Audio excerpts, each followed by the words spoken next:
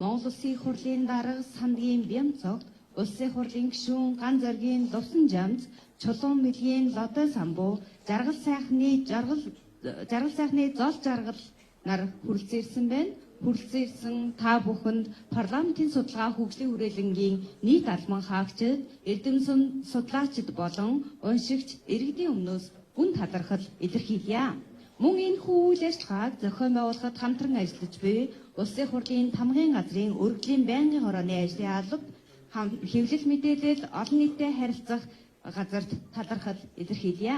Ингээд парламентын номын сангийн салбар уншлагын танхим болон Улсын их хурлын гишүүд иргэдтэй уулзалт хийх зорилго бүхий улс төрөөг ашиглалтанд оруулах үйл ажиллагааг нээж үг хэлнүү хэмээн Монгол Улсын их хурлын дарга Сандгийн Бямцогт таныг урьж байна.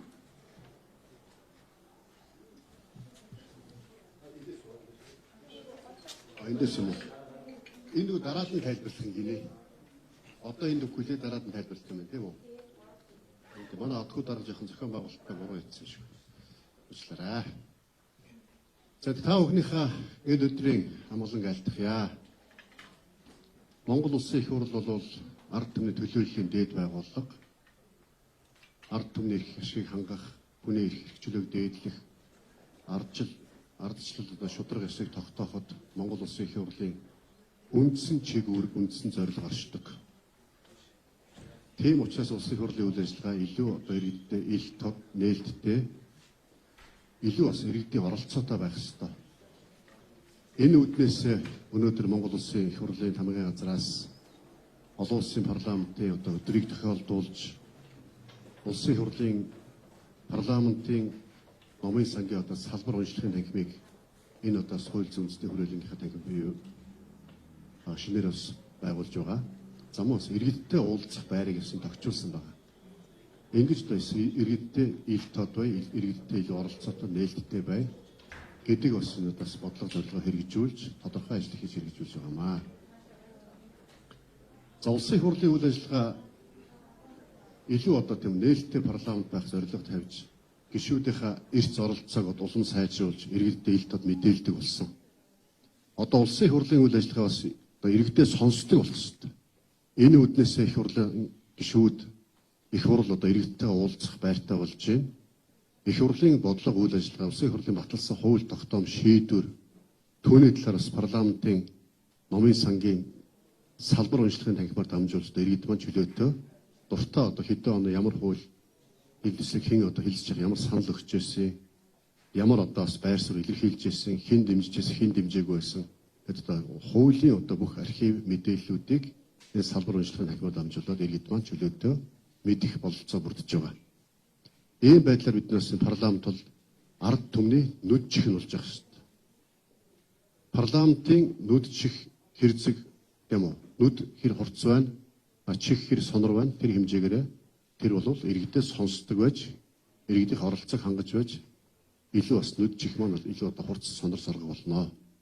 Тийм үүднээсээ бид бүхэн бас ингэж иргэдийн оролцоог хангах томоохон зорилго дэвшүүлж иргэдтэй уулзах байр парламентын номын сангийн салбар уншлагын байгуулж байгаа. За үүнээс гадна бас бид бүхэн бас e-Mongolia аппликейшнийг та бүхэн бас мэднэ. Энэ e-Mongolia аппликейшн бол өдөр бүр 200 мянган иргэн хэрэглэдэг. Үүн дээр Улсын их хурл таныг сонсож байна.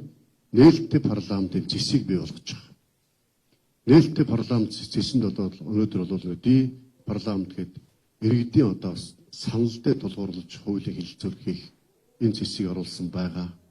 Зам Улсын их хурлын гишүүдийн чуулганы хуралдаан, байнгын хорооны хуралдааны эрсцүүдийг ил тод мэдээлдэг болсон байгаа. Их хурлын гишүүдийн хэн чуулган байнгын хорооны хуралдаанд яаж оролцсон бэ гэдгийг өдрөөр нь, сараар нь, жилээр нь нам эвслийн бүлгээр нь чөлөөтэй харах бололцоотой болсон. Хамгийн чухал асуудал бол Улсын их хурл гишүүдэд сонсож байж, иргэдэд сонсож байж, иргэдийнхээ санал бодлолтой тулгуурлаж Улсын их хурлын баталсан хууль тогтоомжуудаас аль нь давхардалтай байна, аль нь хийдэлтэй байна, аль нь зөрчилтэй байна, аль асуудал нь ард иргэдийн амьдралыг зохицуулж чадахгүй байна, иргэдийн болон аж ахуйн нэгж ирэх шиг хохироогоод байна гэдгийг иргэдийнхээ саналыг сонсож, тэр сонссон санал дээр нь их хурлын хамгийн газар эргэж шийдэл гаргаж, түүнийг тодорхой хуулиудаа өөрчлөлт хийх замаар өөрчлөхийн боломжийг бий болгож байгаа. Ийм байдлаар иргэдийн оролцоотой ийм парламентыг бий болгож байгаа. Өөрөөр хэлэх юм бол нээлттэй парламент таны оролцоотой, таны хяналтанд байна. Илүү одоо иргэдтэй ил тод нээлттэй байна гэдэг бодлого зорилгоо ийм байдлаар одоо хэрэгжүүлэхээ бидхэн зорж өнөөдөр одоо энэ сайхан уншлагын танхимаа нээж байна.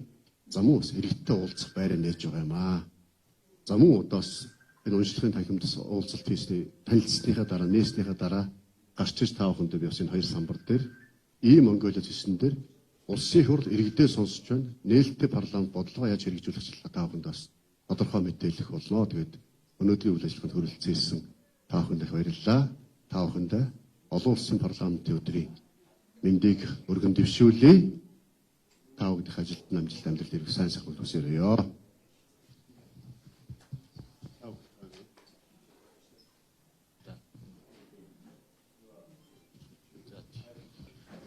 За та бүхэндээ өдрийн мэнд хүргэе. Олон улсын парламентын өдрийн мэнд. Парламент гэдэг бол Монголын ерөн бүр энэ нутаг дээр одоо улс үндэстэн бий болсноос хойш явж ирсэн юм төр өдөртөг арга хэрэгсэл гэж би боддог. Их хуралдаа, язгууртны хуралдаа, алх ойрдын чуулган ингээд ерөөс айлч үед хүн гөрөнч төр их монголч төр байж ирсэн. Тэгээд энэ уламжлал маань 21-р зуунд үргэлжлээд явж байгаа.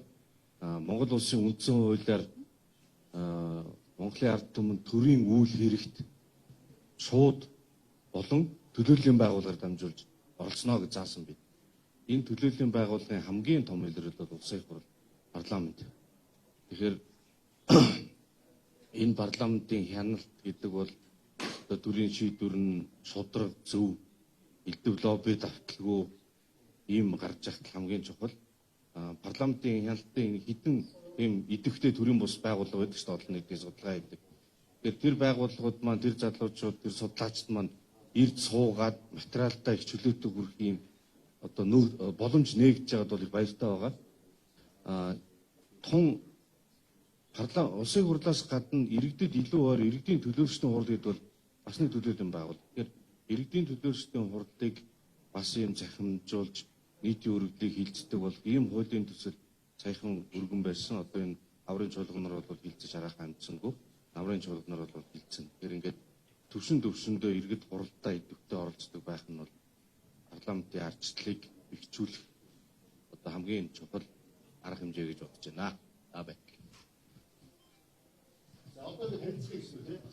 За нээлттэй үйл ажиллагаанд үг хэлсэн улсын хурлын дарга Сандгийн Бямцогт улсын хурлын гишүүн Жаргал сайхны зол жаргал нартай баярлалаа.